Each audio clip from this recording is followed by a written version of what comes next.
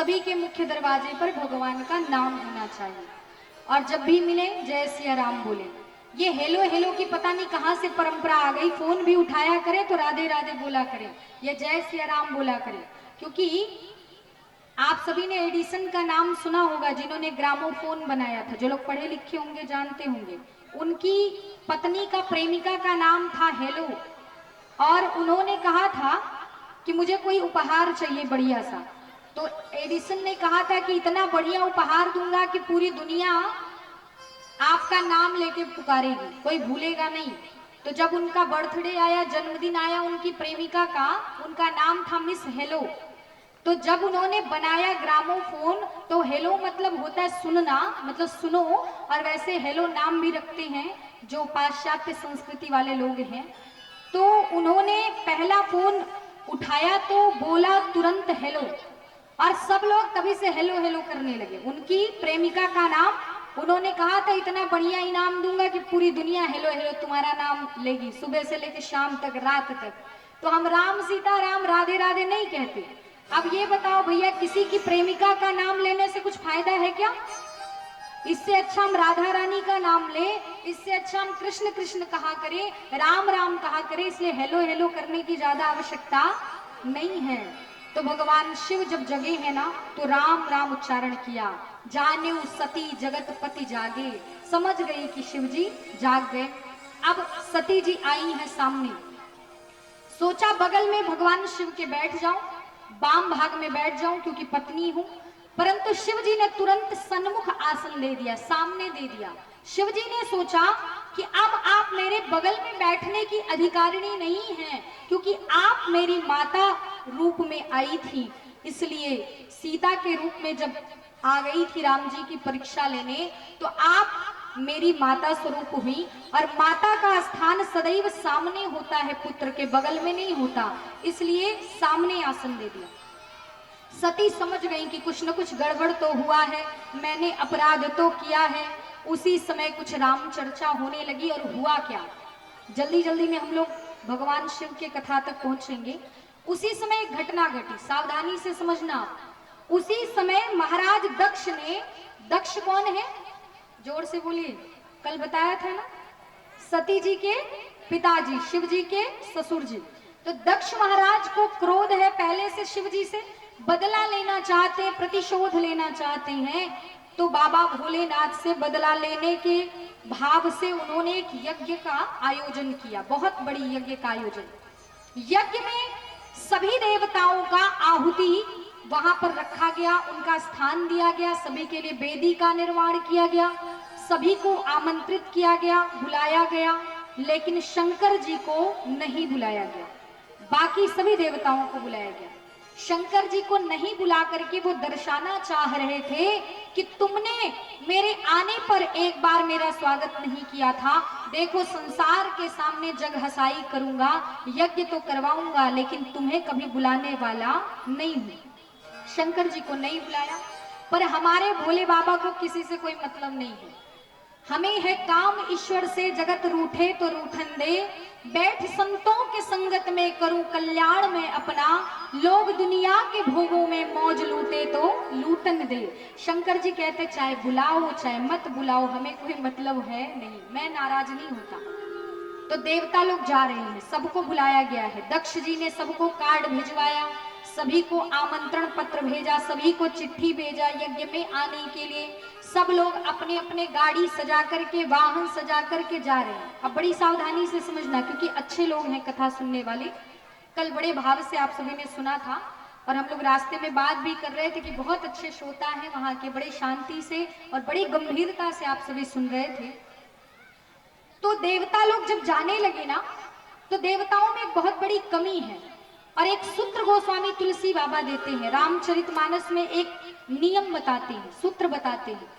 सूत्र क्या है कि जितने अच्छे लोग होते हैं ना, उनमें एक कमी होती है, जितने अच्छे लोग हैं दुनिया में उनमें एक कमी होती है, और जितने बुरे लोग होते हैं उनमें एक अच्छाई होती है। जानते हैं क्या होता है? जितने अच्छे लोग होंगे उनमें कमी ये होती है कि वो कभी एकजुट नहीं होते, इकट्ठा नहीं होते, वो अलग अलग रहते हैं। और जितने बुरे लोग होते हैं उनकी अच्छाई क्या है, वो हमेशा इकट्ठा रहते हैं, एकजुट रहते हैं। अच्छाई वाले करने वाले लोग एकजुट नहीं रहेंगे। मान लीजिए अगर कोई शंकराचार्य अगर या कोई विद्वान, अगर मान लीजिए कई 4-5 विद्वानों को एक मंच पे बिठा दिया जाए ना 2-4 घंटे, तो देखना झगड़ा हो जाएगा। 4-5 विद्वान एक साथ जल्दी नहीं रह सकते, 4 अच्छे व्यक्ति एक साथ नहीं रह सकते, लड़ाई कर लेंगे। लेकिन 4 बुरे व्यक्ति, 4 शराब पीने वाले को, 4 जुआ खेलने वाले को एक साथ रख दो, खूब बढ़िया से आराम से रहेंगे, कोई दिक्कत नहीं, खूब बढ़िया से रहेंगे, क्योंकि यूनिटी है उनके अंदर, वो एक रहते हैं, हमेशा एक रहते हैं, इकट्ठे रहते हैं। लेकिन अच्छे लोगों में मुंडे मुंडे मतिर भिन्ना। अभी यज्ञ हो रही है ना, इतना बढ़िया आयोजन हो रहा है, अच्छे लोग हैं, लेकिन उसी अच्छे लोगों में से कुछ लोग कहेंगे अरे क्या जरूरत थी इतना खर्चा करने की, अरे ये तो ठीक है, हो गया, छोटे में भी करवा सकते थे, क्या आवश्यकता थी इतना ये चमक चांदनी लगाने की। तो भैया अच्छे लोगों में ये कमी होती है, कभी एकजुट नहीं होते, अगर हो जाते तो राम राज्य आ जाता।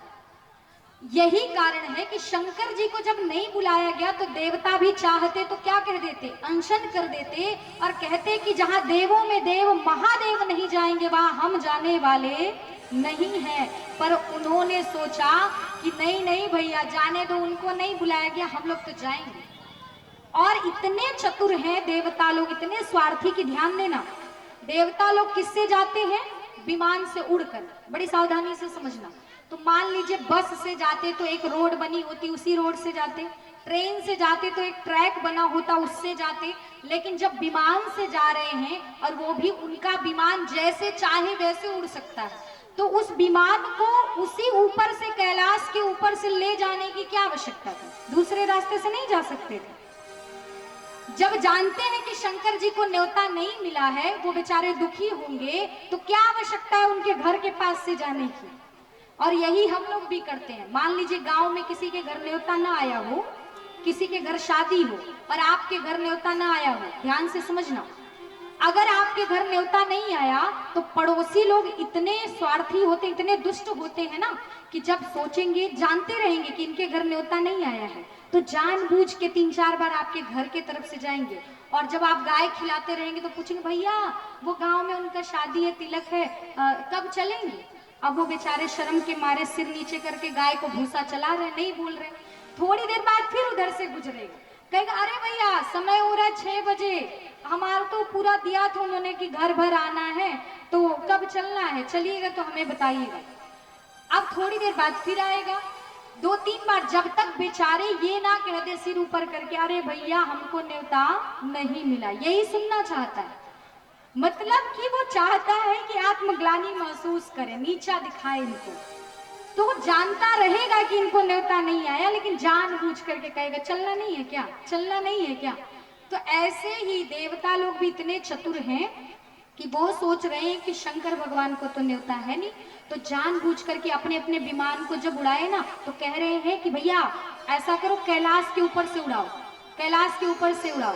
पूछा क्यों, तो सब देवताओं ने कहा शंकर जी को न्योता नहीं मिला है, ससुर हो के इनको न्योता नहीं दिया, तो हम लोग ऊपर से उड़ के जाएंगे। बताएं, हम लोग भी बड़ा महादेव सब लोग समझते थे, इनको यज्ञ में नहीं बुलाया गया तो हम लोग ऊपर से उड़ कर के जाएंगे, जरा देखें तो कि क्या स्थिति है, रो रहे हैं कि क्या कर रहे हैं। तो जानबूझ करके विमान ऊपर से उड़ाए, और तब सती बिलोक्यो व्योम विमाना, और वो भी जोर जोर से वहां हार्न बजा रहे हैं ताकि ध्यान ऊपर चला जाए।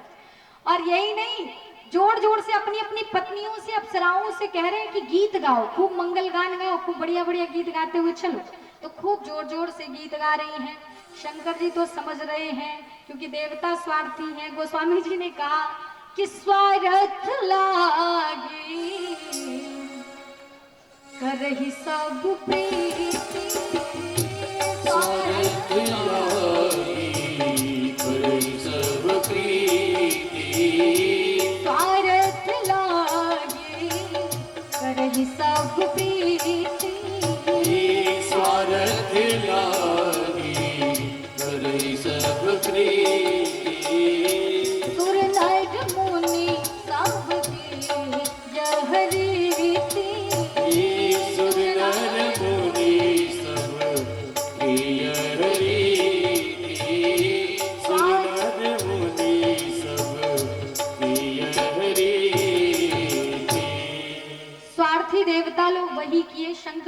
पर नहीं देखे, परंतु सती जी ने देख लिया। जैसे आवाज सुना, जब देखा है व्योम में आकाश में विमान और गीत मनोहर गाते हुए जा रही हैं, तब सती जी को उत्कंठा हुई।